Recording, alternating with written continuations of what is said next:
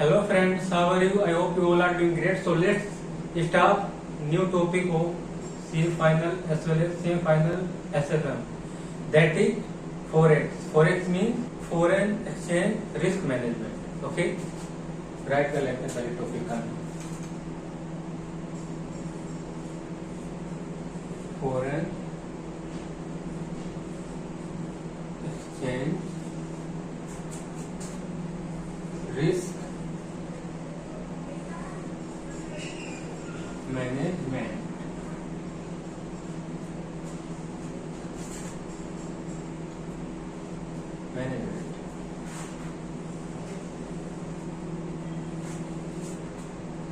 अब इसे शॉर्ट में क्या कहते हैं? शॉर्ट में बोलते हैं forex. Forex, okay. So forex की जरूरत क्यों पड़ी और इसकी क्या जरूरत है, इसकी नीड क्यों पड़ी है? ओके, अब क्या है, जैसे अब देखो, अब जब प्रोफेशनल बनोगे तो उसके बाद क्या है, बड़ी कंपनी में जॉब मिलेगी, जनते। अब आप क्या होगा, एक्सपोर्ट होगा, इम्पोर्ट होगा। अब जब वहाँ एक्सपोर्ट और इम्पोर्ट करेंगे तो वहाँ डिसाइड करना, डिसीजन लेना हो तो क्या करना चाहिए। ओके, लाइक अगर एक्सपोर्ट करते हो तो वहां पर क्या है, अगर दूसरी कंट्री में आप एक्सपोर्ट करते हो तो डॉलर आएगा। ओके, तो उसका क्या करना है। और इम्पोर्ट करते हो तो हमें क्या करना पड़ता है, तो अगर दूसरी कंट्री में हम क्या करते हैं, दूसरी कंट्री से इम्पोर्ट करते हैं तो हमें डॉलर में ही पेमेंट करनी पड़ती है। डॉलर है तो डॉलर में करेंगे, और पाउंड में पेमेंट करनी है तो पाउंड में करेंगे, और यूरो में करनी है तो यूरो में करेंगे। ओके, सो ये डिसीजन लेने की हम क्या पढ़ेंगे, forex, foreign exchange risk management. Okay, suppose एक इंपोर्टर है और वो क्या करता है, इंपोर्ट करता है गुड्स को। ओके, अब गुड्स को इंपोर्ट करेगा तो उसके बदले में वो क्या देगा, अब वो इंपोर्ट करेगा, सपोज यूएसए वो क्या करता है, इंपोर्ट करता है गुड्स को, तो वो गुड्स के बदले में क्या, दूसरी जो एक्सपोर्टर कंट्री, जो एक्सपोर्टर है यूएस में बैठा है, तो क्या वो रुपए को एक्सेप्ट करेगा? अगर वो रुपए में ही पेमेंट करता है तो फॉरेक्स की जरूरत ही नहीं है। और अगर वही फॉरेक्स क्या है, और अगर वही डॉलर में पेमेंट करनी पड़ी तो क्या है, अब इम्पोर्टर इंडिया का है और एक्सपोर्टर कहाँ पे बैठा है, यूएस का है, तो अगर डॉलर में पेमेंट करनी पड़ी तो वहां पर फॉरेक्स का यूज होगा। फॉरेक्स की बेस पे हम डिसीजन लेते क्या करना चाहिए, क्योंकि वहां पर डॉलर की पेमेंट होगी। और डॉलर क्या है, डॉलर हमेशा फ्लक्चुएट होता रहता है, वो अप होता है, डाउन होता है। ओके, सो इसमें क्या डिसीजन लेने के लिए क्या करते हैं, फॉरेक्स को हम क्या करते हैं, स्टडी करते हैं फॉरेक्स। ओके, सो अब क्या है, पहला क्वेश्चन क्या है, अब इसमें जो रेट है, जो डॉलर का रेट होता है, और इसमें जो भी रेट है कौन डिसाइड करता है, who decide rate of foreign exchange. Okay, suppose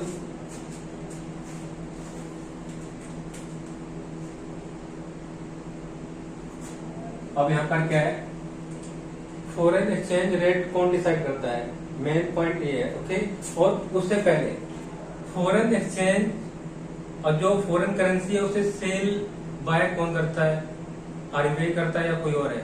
okay, so foreign exchange management act 1999, इसमें क्या है, इस सेक्शन नंबर 10 है, उसमें गिवन है, उसमें मेंशन है क्लियरली, एक ऑथराइज पर्सन होता है, वो आरबीआई के बिहाफ पर क्या करता है, सेल परचेज करता है। ओके, फॉरेन एक्सचेंज को, तो इसमें एक ऑथराइज पर्सन होता है। यहाँ पर RBI, first of all RBI क्या है, सेल परचेज नहीं करती है फॉरेन करेंसी को, कौन करता है, इसमें ऑथराइज पर्सन करता है। वो किसमें मेंशन है, फॉरेन एक्सचेंज मैनेजमेंट एक्ट 1999 में, सेक्शन 10 रीड आउट करना। ओके, क्योंकि वो थ्योरेटिकल पार्ट है, that is a part of law, वो आप खुद ही पढ़ सकते हो। ओके, सो अब क्या है इसमें, और ऑथराइज पर्सन कौन होते हैं, बैंक्स होती हैं। और बैंक्स कौन होती है, बैंक जैसे एसबीआई हो गई, एचएसबीसी हो गई, पंजाब नेशनल बैंक, पीएनबी हो गई, पंजाब नेशनल बैंक एजेंटी। तो ये क्या है, ये ऑथराइज पर्सन होते हैं, ये क्या करते हैं, यही सेल और परचेज करते हैं। ओके, सो अब क्या है, सपोज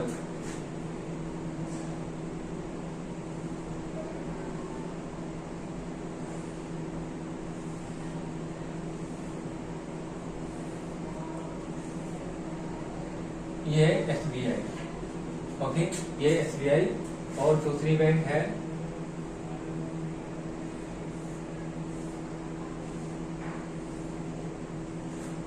ले लेते हैं PNB। ओके, सो अब क्या है, अब एक क्वेश्चन और अराइज होता है, क्या दोनों में जो रेट है, सपोज डॉलर ले लेते हैं, डॉलर। ओके, डॉलर ले लेते हैं, क्या $1 इक्वल टू ₹70। सपोज एक डॉलर का प्राइस कितना है, 70 रुपए का है। ओके, अब क्वेश्चन अराइज होता है, क्या दोनों बैंक में जो रेट है क्या वो सेम हो सकता है? दोनों में जो रेट है, डॉलर का रेट है, क्या वो सेम हो सकता है या सेम होता है? ओके, तो क्या है इसमें देखो, और इसका जो प्राइस है वो कौन डिसाइड करता है? जो डॉलर का प्राइस है वो RBI करता है या ऑथराइज पर्सन, और जो ऑथराइज पर्सन है वो डिसाइड करता है? कौन करता है इसका जो डॉलर का प्राइस है? ध्यान सुनना है, देखो फर्स्ट ऑफ ऑल डॉलर जो है दोनों बैंक में उसका रेट अलग अलग हो सकता है। अगर यहाँ पर 70 का है तो यहाँ पर क्या है, यहाँ पर हो सकता है ये डॉलर का है, एक डॉलर का रेट कितना हो सकता है, 72 का। और डॉलर का रेट डिपेंड करता है डिमांड और सप्लाई पर। किस पर डिपेंड करता है डॉलर का रेट? डिमांड और सप्लाई, ये ध्यान रखना है।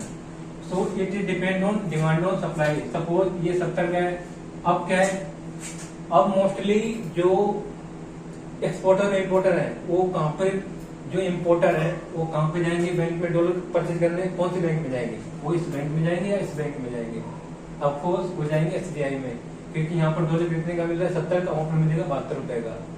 ओके, तो यहाँ पर क्या है, जब ज्यादा से ज्यादा लोग क्या करेंगे, बाय करेंगे यहाँ पे डॉलर को, तो यहाँ पर क्या हो जाएगा, यहाँ पर डिमांड ज्यादा हो जाएगी। जब डिमांड ज्यादा होगी तो क्या हो जाएगा, तो ये जो डॉलर का रेट है वो क्या हो जाएगा, बढ़ जाएगा।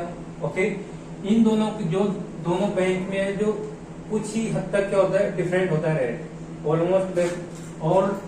ऑलमोस्ट सेम ही होता है। ओके, कुछ हद तक होता है, कोई डिफरेंट होता है, लेकिन ये है कि डिफरेंट हो सकता है रेट। ओके, सो अब यहाँ पर क्या समझ में आया कि यहाँ पर सेल और परचेज कौन करता है, ऑथराइज पर्सन करता है। और रेट पर कैसे डिसाइड होता है, रेट डिपेंड करता है किस पर, डिमांड और सप्लाई पर। अगर डिमांड ज्यादा है तो ऑफकोर्स डॉलर का रेट क्या होगा, इंक्रीज करेगा। ओके, और अनदर क्वेश्चन इज दैट कि डॉलर का रेट ज्यादा होना चाहिए या कम होना चाहिए? अब जैसे आजकल हम देखते हैं कि डॉलर का रेट जब ज्यादा हो जाता है तो हम क्या बोलते हैं, डॉलर का रेट इतना हो गया, पैसे की वैल्यू कम हो गई है, बोलते ही नहीं बोलते। और सर क्या करते हैं, गवर्नमेंट को हम गाली देते हो ना तुम, कि इतना चढ़ रहा है तो सरकार क्या कर रही है, बोलते कि नहीं बोलते हैं कि डॉलर का रेट इतना बढ़ रहा है, हमारा रुपया क्या कमजोर होता जा रहा है ना, बोलते ऐसे। तो अब बताओ कि डॉलर का रेट ज्यादा होना चाहिए या कम होना चाहिए? इट मीन डॉलर सस्ता होना चाहिए या महंगा होना चाहिए? और मुझे पता कि आप सोच रहे हो, बताओ मैं, आप समझ रहे हो कि डॉलर का रेट सस्ता होना चाहिए, बट गलत। ये इंडियन पॉइंट ऑफ व्यू से सोचना है। ओके, कि डॉलर का रेट सस्ता होना चाहिए या महंगा होना चाहिए। और इंडियन इकोनॉमी की तरफ से अभी इंडियन इकोनॉमी की बात नहीं कर रहा, अभी सिर्फ नॉर्मली सोचना है कि डॉलर का रेट सस्ता होना चाहिए या महंगा होना चाहिए। अब तुम्हारा तो क्वेश्चन तो ये, अब तुमने तो आंसर सोच ही लिया होगा कि डॉलर क्या होना चाहिए, सस्ता होना चाहिए। फिर अब ध्यान सुनना, देखो अब ये क्या है, मिस्टर एक्स है। ओके, अब इसने क्या किया, ये यूएस है, यहां से इंपोर्ट किया है। क्या किया है, इंपोर्ट किया है। ओके, इंपोर्ट किया, सपोज क्या इंपोर्ट किया, इसी को ले लेते हैं मार्कर को। एक मार्कर कितने का आ रहा है, एक मार्कर है $1, और $1 में कितने रुपए इसने पे किए उसे, 70 रुपए। ओके, अब ये कितने का मार्केट में बेचेगा, ये मार्केट में बेचेगा कितने का, और इसने अपना मार्जिन कितना रखा है, 10 रुपए। तो कितना सेलिंग प्राइस कितने का हो गया, ₹80। ओके, और अगर वही अगर डॉलर फ्यूचर में क्या हो जाता है, इंक्रीज कर जाता है, सपोज ये डॉलर इंक्रीज कर गया, अभी तो 70 का था और जब बाय करने गए तो कितने का हो गई, ये हो गया 75 रुपए का, 75 का हो गया। ठीक है, तो अब ये इसका अपना क्या मार्जिन भी ऐड करेगा, तो ये कितने का बिकेगा, 85 का। ओके, सो यहाँ पर क्या पता चलता है, यहाँ पर क्या है, यहाँ पर ये भी इम्पैक्ट है कि हम इसका इम्पैक्ट हमारे ऊपर भी पड़ता है, जो नॉर्मली हम पब्लिकली जो पर्सन है हमारे ऊपर भी क्या पड़ता है, इसका इफेक्ट पड़ता है। ठीक है, तो देखो जब रेट कितना था, 70 था, तो कितने का हम मिल रहा था, वो 80 रुपीज का मार्कर, और जब क्या डॉलर का रेट जब बढ़ गया तो वो अपनी तरफ से थोड़ी ना देगा, वो तो हमसे लेगा, हमसे चार्ज करेगा, isn't it? सो अब यहाँ से क्या लग रहा है कि अगर डॉलर का रेट क्या होगा, कम होगा तो क्या होगा, तो इट इज बेटर। ओके, अब दूसरा देखो, सेकंड एग्जांपल देखो, क्या मिस्टर बाय है, अब ये क्या करता है, ये यहाँ पर क्या करता है, एक्सपोर्ट करता है, क्या करता है, एक्सपोर्ट। अब यहाँ एक्सपोर्ट करेगा तो इसके पास क्या आएगा, डॉलर आएगा।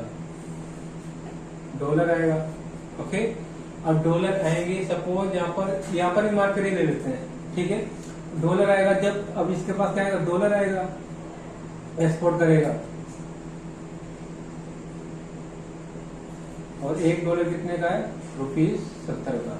ओके, तो यहाँ पर मिस्टर भाई क्या सोच रहा है कि डॉलर का रेट बढ़े, क्योंकि जब डॉलर का रेट बढ़ेगा तो यहाँ पर क्या इससे पैसे ज्यादा मिलेंगे, वहां पर रिसीव होंगे, क्योंकि यहाँ पर क्या है, अभी डॉलर कितने का है, डॉलर है 70 का, और कहीं यहाँ पर कम हो गया, डॉलर कितने का हो जाता है, ₹60 का।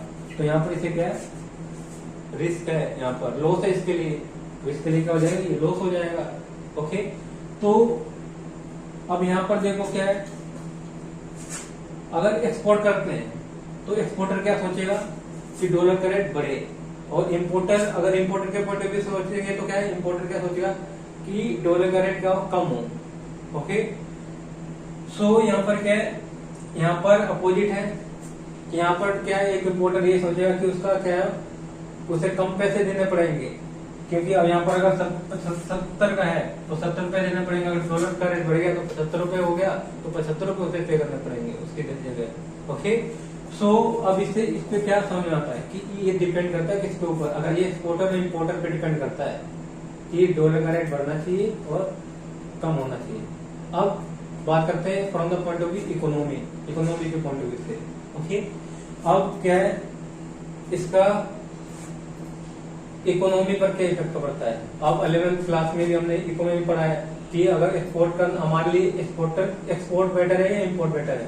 एक्सपोर्ट में दूसरी कंट्री में एक्सपोर्ट करना और इम्पोर्ट में दूसरी कंट्री से यहाँ पर क्या करना, इम्पोर्ट करना, बाय करना, दूसरी कंट्री से बाय करना। ओके, तो अब इकोनॉमी के पॉइंट ऑफ व्यू सोचते हैं, इंडियन इकोनॉमी के पॉइंट ऑफ व्यू से तो क्या करना चाहिए, तो यहाँ पर क्या है, export is better than import. इससे क्या होगा, अगर एक्सपोर्ट बढ़ेगा तो उससे इंडियन इकोनॉमी में क्या होगा, डॉलर है, डॉलर बढ़ेगा, डॉलर जो है वो इंक्रीज करेगा।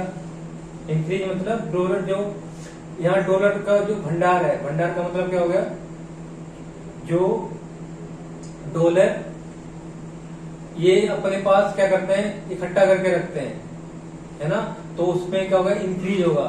तो एक्सपोर्ट और एक्सपोर्टर में क्या सोचते हैं, एक्सपोर्टर में सोचते हैं कि डॉलर का रेट क्या हो, इंक्रीज हो। ओके, तो मेन चीज क्या है कि हम इसमें ज्यादातर यही है कि ज्यादातर अगर इंडियन इकोनॉमी के पॉइंट ऑफ व्यू से सोचते हैं तो क्या है, डॉलर का रेट हमेशा क्या होना चाहिए, बढ़ना चाहिए।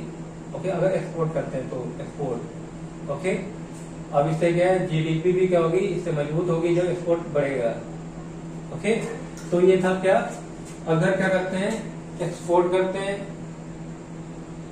तो उसमें क्या सोचते हैं कि जो मार्केट में जो डॉलर है, डॉलर का प्राइस बढ़े।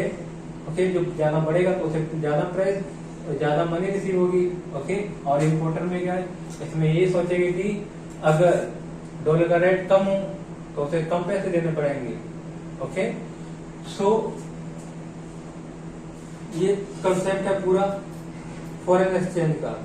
ओके, अब इसमें क्या है, अब इसके बाद कुछ टॉपिक्स अभी इसके बेसिक, इसमें काफी सी चीजें हैं जो कवर करवानी है।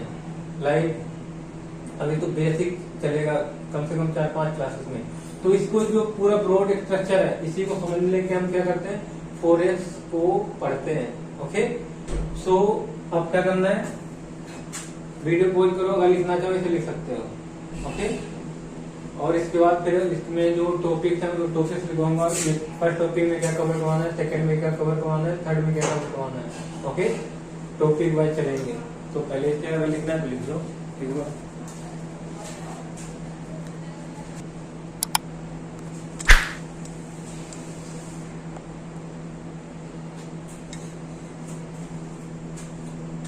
नाउ अब देखो कौन कौन से टॉपिक इस चैप्टर में कवर करने हैं। देखो क्या है, we will cover following parts in this chapter. क्या बेसिक, ओके, बेसिक में सपोज क्या है, सपोज $1,00,000 बाय करने हैं। ओके, तो कितने पैसे देने होंगे, कितने, $70 का $1 लिया था ना, तो 1,00,000 बाय करने हैं तो कितने होंगे, 70। क्या हम ऐसे करते हैं, नहीं, इसमें क्या है और भी चीजें देखनी पड़ती हैं। ठीक है, ये कोई तो डायरेक्टली हो गया, इसमें काफी सारी चीजें देखनी पड़ती है इसके लिए। और दूसरा क्या है, फॉरवर्ड कॉन्ट्रैक्ट। अब फॉरवर्ड कॉन्ट्रैक्ट डेरिवेटिव में पढ़ा था, future contract and forward contract. Okay, अब इसमें क्या डीपली पढ़ेंगे। वहां पर फॉरवर्ड कॉन्ट्रैक्ट का ज्यादा डिस्कशन नहीं हुआ था, वहां पर ज्यादातर किसका होता, मोस्टली फ्यूचर कॉन्ट्रैक्ट का। ओके, अब उसका था स्पॉट मार्केट आर्बिट्रेज। अब स्पॉट मार्केट आर्बिट्रेज मतलब आर्बिट्रेज में तो समझाएगा आर्बिट्रेज क्या होता है, लॉस से बचने के लिए क्या है आर्बिट्रेज करते हैं। अगर किसी भी लॉस से बचने के लिए क्या करते हैं, लॉस से बचना है तो आर्बिट्रेज करते हैं। ओके, तो इसमें आर्बिट्रेज कैसे करेंगे, और कवर डील, और उसके बाद है exchange rate determination. Exchange rate कैसे डिटरमाइन करते हैं, देन करेंसी एक्सपोजर, और उसका क्या कैंसिलेशन है, extension of forward contract, cancellation और एक्सटेंशन ऑफ फॉरवर्ड कॉन्ट्रैक्ट। और देन कौन सा है, नेक्स्ट है फॉरेन करेंसी अकाउंट। अब फॉरेन करेंसी अकाउंट क्या होता है, अब देखो ध्यान सुनना, इसके लिए आता है नोस्ट्रो अकाउंट। नोस्ट्रो अकाउंट किसमें है, नोस्ट्रो अकाउंट। फॉरेन करेंसी में क्या होता है, जैसे एक बैंक है, SBI है। अब आपने क्या किया, वहां पर परचेज करने आपने क्या किया, आपने सपोज इंपोर्ट किया है US से। अब क्या है, आपको डॉलर की जरूरत पड़ेगी क्योंकि आपको पेमेंट किसमें करनी है, डॉलर में करनी है। ठीक है, अब डॉलर पे आप कहाँ गए, SBI बैंक में गए। अब बैंक में गए, अब वहां पर बैंक से क्या आपने पैसे दे दिए, क्या वो उसके बदले में आपको डॉलर पे करेगा, नहीं। उनका एक अकाउंट होता है, कहाँ पर, उसी कंट्री में, जिस कंट्री से आप क्या करते इंपोर्ट करते हो। ठीक है, तो वो क्या करता है, वो बोलता है कि आप मुझे उसकी डिटेल दे दो जिससे पेमेंट करनी है। ठीक है, और वो जो उनका अकाउंट होगा, कौन सा अकाउंट, फॉरेन करेंसी अकाउंट होगा, वहां पर वो क्या करेंगे, इन्फॉर्म करेंगे, वहां से वो इन्फॉर्म करेंगे, वहां से पेमेंट होगी उसकी, ना कि तुम्हें वो क्या करेंगे, डॉलर पे करेंगे, फिर तुम्हें डॉलर पे करने किसे, एक्सपोर्टर को, नहीं। यहाँ पर क्या होता है, यहाँ पर आप क्या करोगे, बैंक को पैसे दे दोगे, जितने डॉलर बाय करने उतने डॉलर करके क्या है अमाउंट आप क्या करोगे, आप पेमेंट करोगे SBI को, और SBI क्या करेगा, वो फोन करेगा किसे, अपने जो जिस कंट्री से आप एक्सपोर्ट कर रहे हो, उस नहीं, जिस कंट्री से क्या कर रहे हो, इंपोर्ट कर रहे हो, उस कंट्री में उसका करेंसी अकाउंट होगा, कौन सा, फॉरेन करेंसी अकाउंट होगा।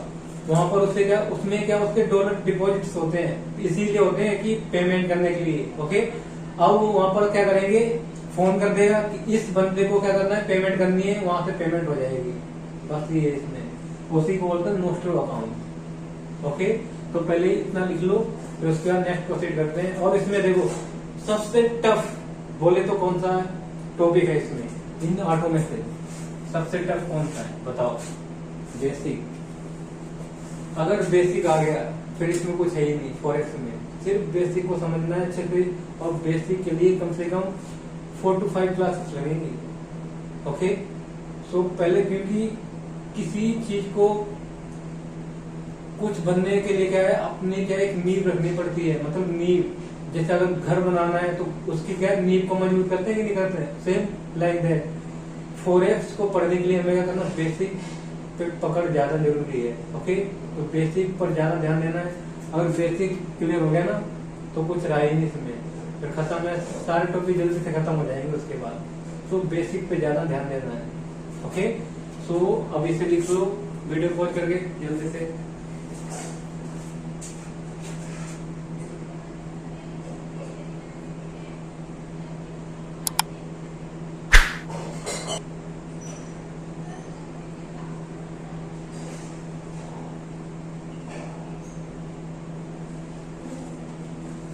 नाउ अब फर्स्ट पॉइंट कवर करते हैं, बेसिक। ओके, बेसिक पॉइंट डालो पहले। Basic very important.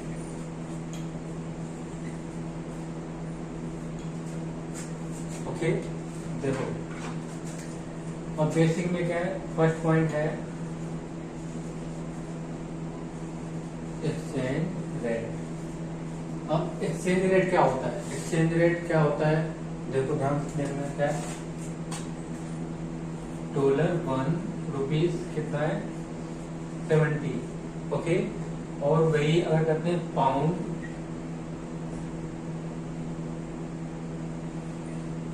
Pound 1 pound equal to, इसमें कितने रुपए? इसके सपोज 90। ओके, और euro 1 euro equal to ₹80। And then इसके बाद ले लेते हैं, ये क्या है? इसे बोलते हैं एन, ये है Japanese yen. Okay, 1 yen equal to ₹0.345। Okay, अब देखो जो ये रेट गिवन है ना, इसी को क्या बोलते हैं? फॉरेक्स क्या बोलते हैं? एक्सचेंज रेट कहते हैं इसे। इसी को कहते हैं क्या? Exchange rate. ओके, अब क्या है इसमें सबसे महंगा कौन सी करेंसी सबसे महंगी है बताओ? सबसे महंगी करेंसी है कुवैत की दिनार। क्यों महंगी है? क्योंकि वहां पर क्या होता है, कुवैत में उधर क्या है, उधर होता है तेल, है ना। अब तेल क्या है, तेल की डिमांड ज्यादा रहती है, और डिमांड जब ज्यादा होगी तो वहां के लोग क्या करते हैं? इम्पोर्ट करते हैं, और इम्पोर्ट करेंगे तो वहां पर क्या है, तो पेमेंट किस में करनी है? उन्हें दिनार में करनी है, तो उसकी क्या डिमांड बढ़ेगी। जब डिमांड बढ़ेगी तो क्या होगा, और उसकी डॉलर जो उसकी दिनार का प्राइस है तो वो क्या करेगा? इंक्रीज होगा। तो इसलिए क्या है, दिनार है सबसे महंगा। और अगर पॉइंट ऑफ व्यू से बात करते हैं, इंडियन पॉइंट ऑफ व्यू से, तो उसमें सबसे सस्ता कौन सा है? येन है।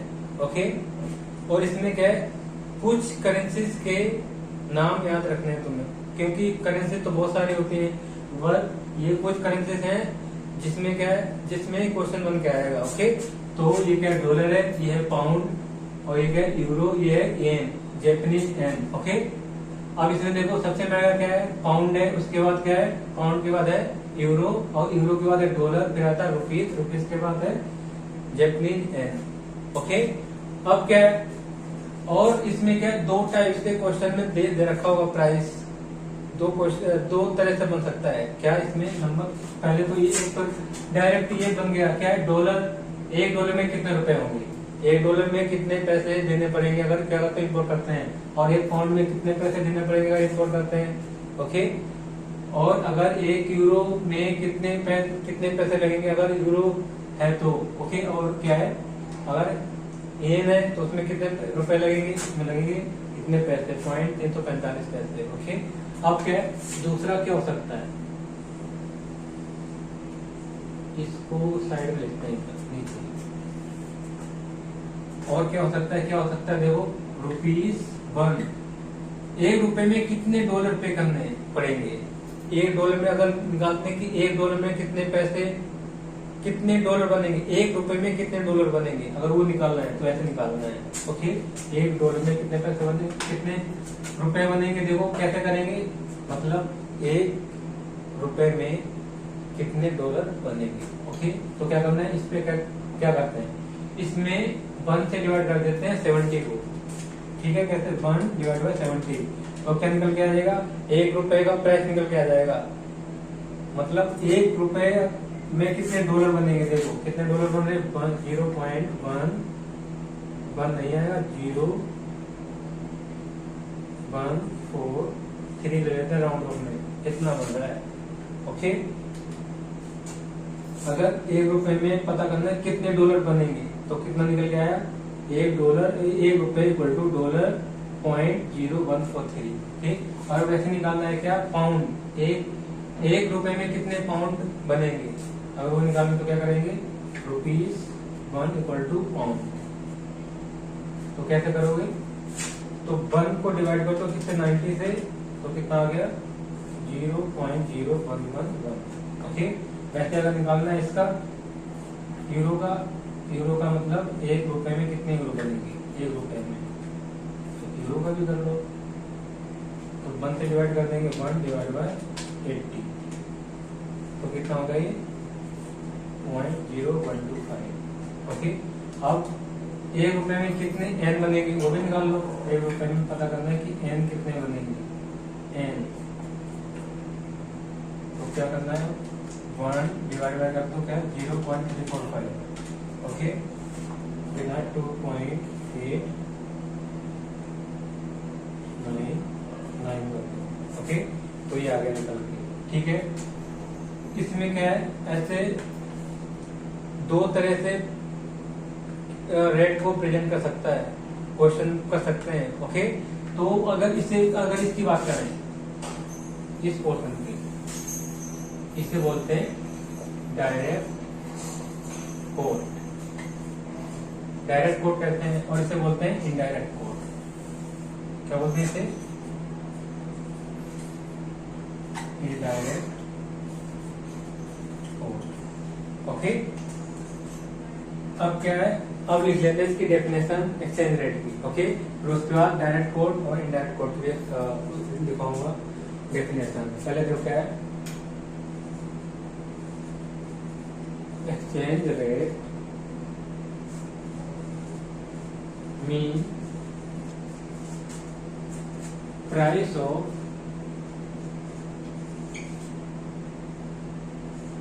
One country's currency is expressed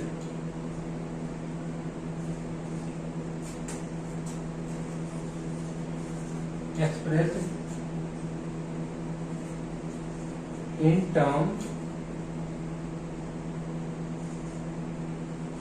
term of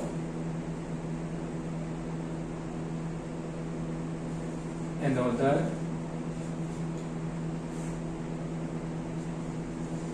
country's currency. Okay, so क्या exchange rate means price of one country currency is expressed in term of another country's currency. Okay, तो इस जैसे दिया ना, एक कंट्री का क्या है रेट गिवन है और दूसरी कंट्री के साथ, जैसे क्या था इसमें लिया था $1 इक्वल टू ₹70। ओके। अब इससे ध्यान से सुनना है यहाँ पर, और ऐसे भी दे सकते हैं यहाँ पर, क्या रुपीस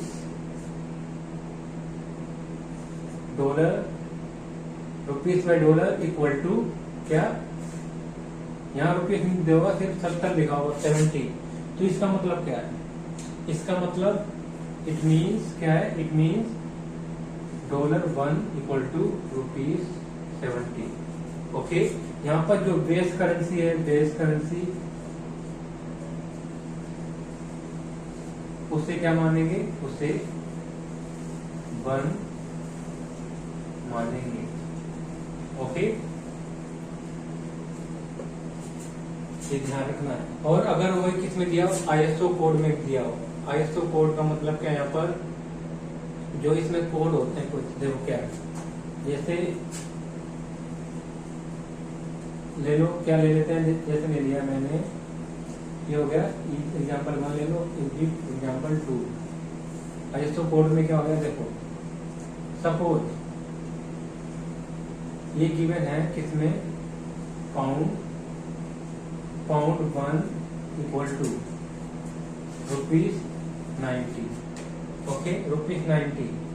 और अगर इसे कोड में लिखा, और क्वेश्चन में गिवन है कोड में, कोड का मतलब क्या है, इसमें गिवन है कोड का मतलब GBP अपॉन में INR। INR। ओके, अगर ऐसे गिवन है तो इसमें जो फर्स्ट वाली करेंसी, जो फर्स्ट नेम है, जो आईएसओ कोड है फर्स्ट वाला, उसे क्या मानेंगे, उसे क्या मानेंगे, उसे मानेंगे 1, मतलब 1 यूनिट इसे मानेंगे। इसमें फर्स्ट आईएसओ कोड है उसे 1 मानेंगे। ओके, इसका मतलब क्या है, 1 पाउंड इक्वल टू कितना है, 90। अगर ऐसे गिवन है तो इसे क्या मानेंगे, इसे सिंपल इसे लिख देते हैं, सिंपल इंग्लिश में 1 pound equal to 90 rupees 90। Okay, इसका मतलब ये है। अब इसको कैसे प्रेजेंट कर, और कैसे अगर ऐसे प्रेजेंट किया तो इसमें क्या होगा, यहाँ पर होगा रुपीज अपॉन में पाउंड, ओके, इक्वल टू 90। अब इसका मतलब क्या होगा, इसका मतलब है pound 1 equal to 90 rupees. Okay, तो ये चीजें जो बेसिक है ये समझनी जरूरी है। अगर कहीं क्वेश्चन में कहीं ये दिया है कोड है आईएसओ कोड, ये होता है आईएसओ कोड।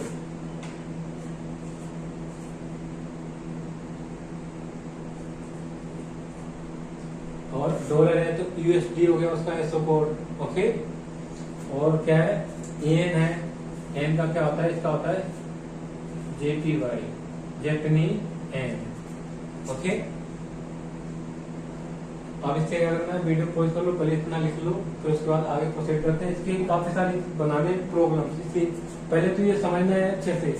अगर ऐसे गिवन है तो उसे क्या ट्रीट करना है, अगर आईएसओ कोड में गिवन है तो जो फर्स्ट करेंसी है तो उसे 1 मानना है, ठीक है। और इसमें क्या बेस करेंसी को क्या मानना है, 1 यूनिट मानना है। और ये तो डायरेक्ट गिवन है, ऐसा तो मोस्टली बहुत ही कम गिवन होगा, ज्यादा गिवन होगा तो इसमें गिवन होगा। क्वेश्चन में हमेशा इसमें ज्यादा तर आता है, गिवन होता है। ओके, सो अभी पहले इतना लिख लो एक बार।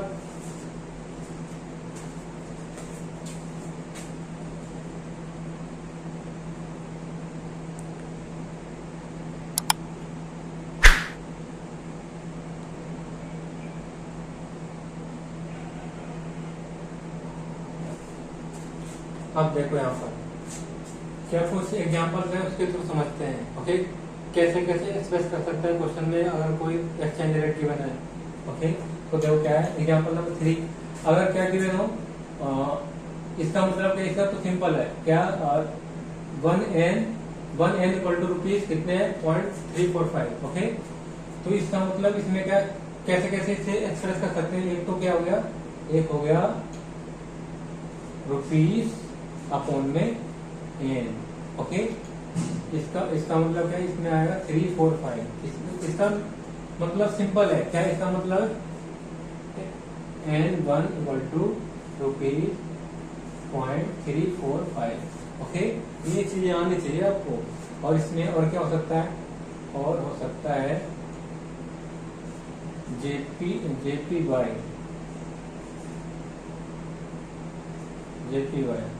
ये जेपीवाई अपॉन में INR।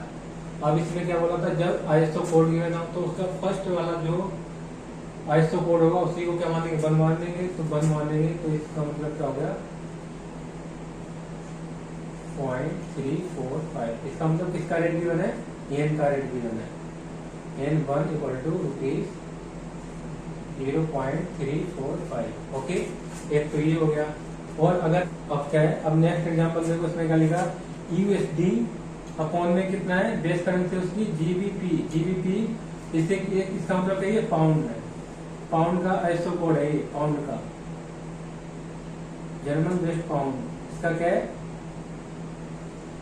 पाउंड। ओके, तो अब देखो इसमें क्या है, बेस, इसको क्या करेंगे, इसमें कैसे लिखेंगे, एक्सप्रेस कर सकते हैं। इसमें है, इसका मतलब क्या है, $1 इक्वल टू पाउंड 0.9045।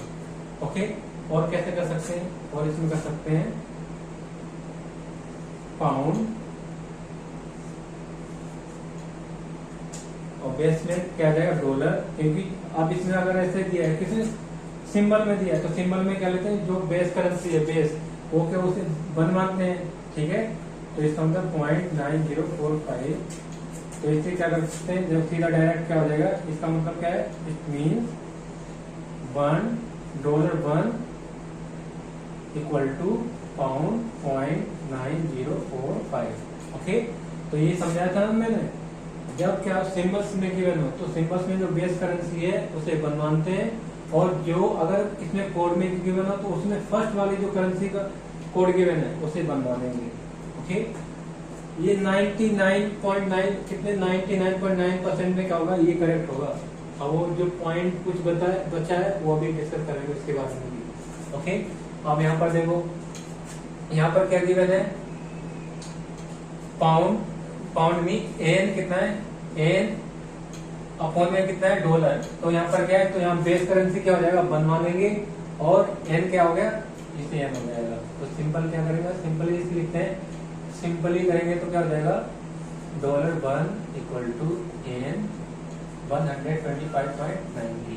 ओके, और अगर वैसे कोड में इसे शो करना है तो कोड में कैसे करोगे, कोड में करोगे USD अपॉन कितना आएगा, USD अपॉन में एन JPY equal to 125.90। Okay, so अब नेक्स्ट देखो, इलस्ट्रेशन नंबर कितनी, एग्जांपल नंबर 6 है। 6 में क्या लिखा, USD अपॉन में JPY, इट मीन्स क्या हो गया, $1 का रेट गिवन है यहाँ पर, $1 इक्वल टू ये क्या JPY है, ठीक है।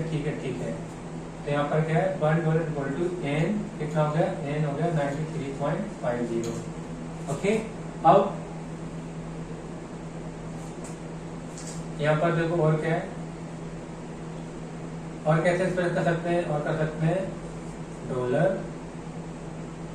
डॉलर में पहले आएगा, यहाँ पर आएगा एन अपॉन में डॉलर इक्वल टू 93.50। ओके, अब देखो ध्यान से सुनो, यहाँ पर ध्यान से देखना है क्या है, ये किसमें, ICI जो ICI में है, ICI वालों में उसमें क्या है, डिस्प्यूट है थोड़ा, क्या कि उन्होंने एक क्वेश्चन में क्या दे रखा है, उसमें दे रखा है INR पहले दे रखा है, और बेस में USD दे रखा है। और मैंने क्या समझाया, जो जब कोड में गिवन हो तो उसमें क्या लेते हैं, फर्स्ट वाले को बन लेते हैं, लेकिन यहाँ पर क्या है, तुम्हें कॉमन सेंस का यूज करना है। सम टाइम क्या है, वहाँ पर एक जगह ऐसा दे रखा है ICI इंस्टीट्यूट में ये गिवन है, ठीक है। तो वहाँ पर ICI इंस्टीट्यूट में क्या गिवन है, वहाँ पर INR और बेस करेंसी है USD, बट यहाँ पर तुम्हें खुद अपना दिमाग लगाना है, यहाँ पर कॉमन सेंस लगाना है, यहाँ पर ये ध्यान रखना है, क्योंकि देखो ₹1 क्या है, यहाँ पर हम क्या करते हैं, ₹1 करो, देखो ₹1 इक्वल टू $72.5, क्या हो सकता है ऐसा, ₹1 में इतने डॉलर हो सकते हैं, कॉमन सेंस से नहीं हो सकते हैं। यहाँ पर खुद का दिमाग लगाना है इस जगह पर, ठीक है। तो क्या करना है, यहाँ पर है $1 इक्वल टू ₹72.5, 99% तो ऐसे ही होगा। ओके, और कुछ केस होगा हार्डली होगा जो कि होगा, लेकिन वहां पर तुम्हें सिर्फ कॉमन सेंस का यूज करना है। ओके, यही रेट, यही डॉलर नहीं, यही सब अमाउंट क्या गिवन होगा, करेंसी गिवन होगी जो मैंने आज डिस्कस की है, और कोई करेंसी ज्यादा एक्स्ट्रा गिवन नहीं होती है। ओके, तो कुछ करेंसीज हैं जो इनके नाम को याद कर लेना है, ठीक है। और क्या है, तो ये था कि किस कैसे रेट को, एक्सचेंज रेट को डिफाइन क्या कर गिवन दे सकते हैं क्वेश्चन में। ओके, तो ऐसे दे सकते हैं। अगर क्या है, अगर एक तो ये तो सिंपल हो गया, ये कौन सा है, डायरेक्ट गिवन है तो डायरेक्टली हो गया। ओके, और एक तो ये हो गया बेस में क्या रुपीस अपॉन में डॉलर का रखा है, तो उसमें जो बेस करेंसी है उसे बनवा लेंगे, और अगर कोड में रखा है तो कोड में कौन सा जो फर्स्ट करेंसी का कोड है उसे बनवाते हैं। ओके, सो अब वीडियो पॉज करो और इसे लिखो, जल्दी से लिख लो। और ये कुछ ही केस होगा ऐसे ही 1% जहाँ पर ऐसा चांस है जहाँ आ सकता है, लेकिन और यहाँ पर तुम्हें सिर्फ कॉमन सेंस का यूज करना है। ओके, कुछ करेंसीज के आपको रेट भी याद करने पड़ेंगे कि कौन सी करेंसी महंगी होती है, कौन सी करेंसी सस्ती होती है, तभी ऐसे कर पाओगे। ओके, जैसे पाउंड होता है सबसे महंगा, तो उसके बाद क्या है, पाउंड के बाद बताओ यूरो, फिर यूरो के बाद डॉलर आता है, फिर रुपीस, रुपीस के बाद क्या आता है, रुपीस के बाद आता है JPY, एन आता है, जापानीज एन। ओके, तो वीडियो पॉज करो और इसे लिखो।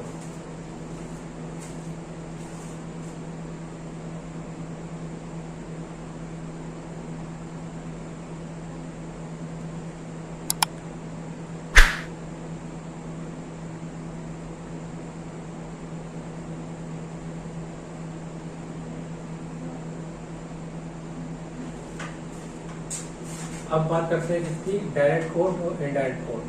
इसके करेंसी को दो तरह से प्रेजेंट कर सकते हैं, किस किस में, डायरेक्ट कोट में और इनडायरेक्ट कोट में। तो देखो क्या है,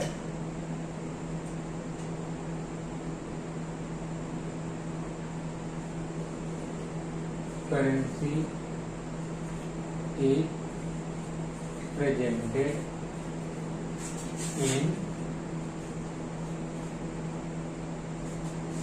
डायरेक्ट कोट और क्या है, एंड इनडायरेक्ट कोट। ओके, तो अब इसका बना लेते हैं छोटा सा diagram.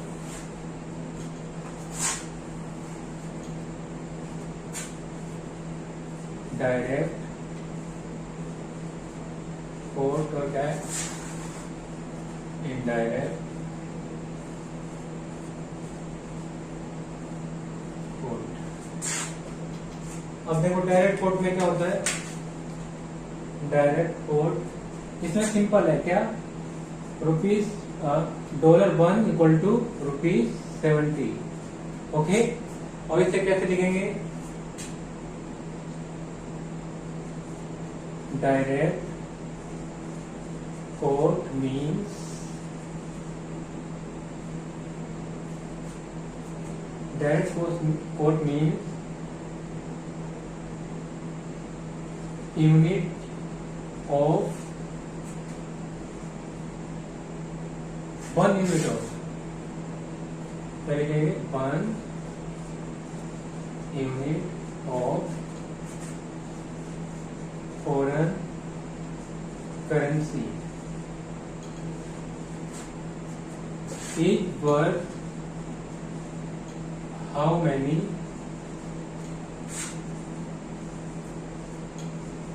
Units of home.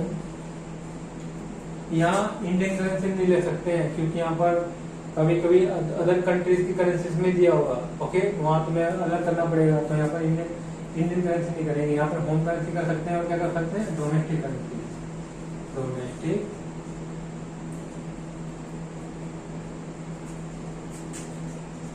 Currency. Okay, direct में क्या देखो, direct quote means 1 unit of foreign currency, 1 unit of foreign currency वगैरह is worth how many units of home currency, और जो एक फॉरेन करेंसी की यूनिट है उसके लिए कितनी यूनिट लानी पड़ेंगी कि उसके बराबर करने के लिए। ठीक है, तो यहाँ पर कितने हैं, 70 रुपए। ओके, तो पहले क्या फॉरेन करेंसी पहले आ गया ना, फिर उसके बाद क्या है, कितनी होम करेंसी की यूनिट की जरूरत पड़ेगी। ओके, क्या हो गया यहाँ पर, $1 इक्वल टू ₹70, और क्या हो सकता है, पाउंड 1 इक्वल टू ₹90, और क्या हो सकता है, यूरो 1 इक्वल टू ₹80। तो ये क्या है, ये है डायरेक्ट कोड, डायरेक्टली। ओके, अब बात करते हैं इनडायरेक्ट कोड की। इनडायरेक्ट कोड में क्या है, इसमें तो इनडायरेक्टली क्या होगा, यहाँ पर लाइक ₹1, इसमें कितने डॉलर बनेंगे, ₹1 में, तो ये क्या है, इनडायरेक्ट कोड है। लाइक 1/70, तो कितना हो गया यहाँ पर, $0.0143। तो ये क्या है, इनडायरेक्ट कोड है। ओके, तो लिखो, इसलिए देख लो डेफिनेशन, इनडायरेक्ट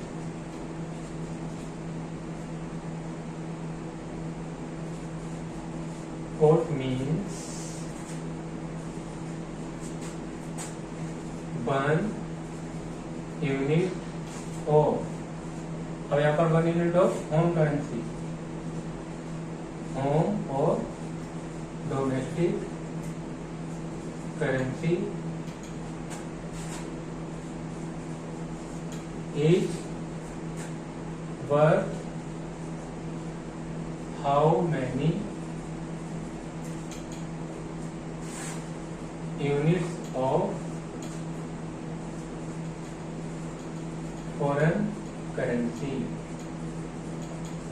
ओके, इसका जस्ट अपोजिट। अब इसमें देखो क्या करेंगे, इसका उल्टा कर दो, अपोजिट कर दो। इसमें क्या, ₹1 1 रुपए में कितने डॉलर बनेंगे, वो तो निकल के आ गया था यहाँ पर कितने, 0.0143। और उसमें क्या था, और यह डॉलर पाउंड है ना, तो उसमें कितने, 1 रुपए में कितने पाउंड बनेंगे, तो कर दो 1/90 कर दो, तो कितना आ रहा है यहाँ पर 0.011। और उसके बाद अगर 1 रुपए में पता करना है कितने यूरो बनेंगे, निकाल दो। यूरो कितना है, 1/80, ये आ रहा है 0.125। तो ये था, ये है डायरेक्ट कोड और ये है indirect code. Indirect quote means 1 unit of home currency is worth how many units of foreign currency। तो 1 यूनिट ऑफ होम करेंसी के लिए कितनी यूनिट की जरूरत पड़ेगी फॉरेन करेंसी की, तो ये indirect code. Okay, so video pause करो और इसे लिख दो।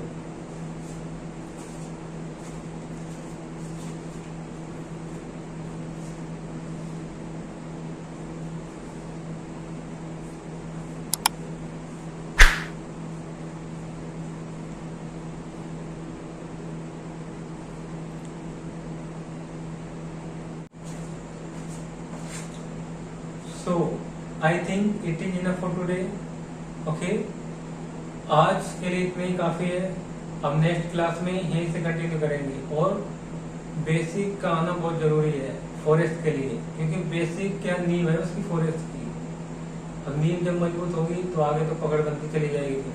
ओके, सो बेसिक को अच्छे से करना है। इसमें इसमें 2-4 क्लासेस लगेगी, ये बस यहीं पर टाइम लगेगा, बाकी तो जल्दी से खिंच जाएगा, कुछ है रह नहीं जाएगा फिर, क्योंकि बेसिक समझ में आ गया, फिर कुछ है ही नहीं इसमें। Okay, so I think it is enough for today. In next class we will continue from basic. Okay, we will continue basic of forex. So if you like this video, do like, share and subscribe. Till then, bye bye and take care.